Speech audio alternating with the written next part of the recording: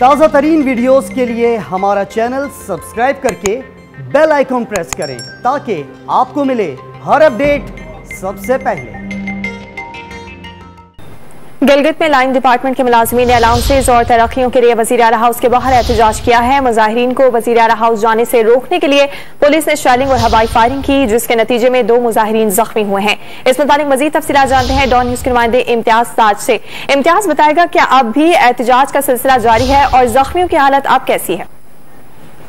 जी, यहाँ पुलिस के साथ लाइन डिपार्टमेंट के जो मुलाजमीन थे उनका तसादुम हुआ है। तसादुम के बाद जो है जो लाइन डिपार्टमेंट के हजारों मुलाजमीन थे उन्होंने वज़ीर आला हाउस की तरफ जो है जितनी भी रुकावटें खड़ी की गई थी पुलिस की तरफ से उनको तोड़कर वज़ीर आला हाउस के बिल्कुल आमने सामने आ गए, जहाँ पे उन्होंने बाकायदा तौर पर टेंट लगा के अब बाकायदा उन्होंने धरना देना शुरू कर दिया, जहाँ पे इस वक्त जो है हुकूमत के खिलाफ नाराबाजी की जा रही है। और दूसरी तरफ जो है जो मुकर्रिर है इनके जो लाइन डिपार्टमेंट के जो जिम्मेदारान है वो वज़ीर आला और हुकूमत की तरफ से जो आंसू गैस का इस्तेमाल और हवाई फायरिंग का सिलसिला था उसके खिलाफ भी तकारीर जारी है। जबकि जो अभी तक 2 मुलाजिमीन सिटी अस्पताल में जिनकी हालत आंसू गैस की वजह से गैर हो गई थी वो सिटी अस्पताल में उनको तभी इमदाद दी जा रही है। जी, बहुत शुक्रिया आपका आगाह करने के लिए इम्तियाज।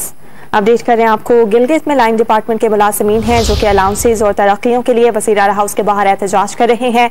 मुजाहिरीन को वज़ीर आला हाउस जाने से रोकने के लिए पुलिस की जानिब से शेलिंग और हवाई फायरिंग की गई।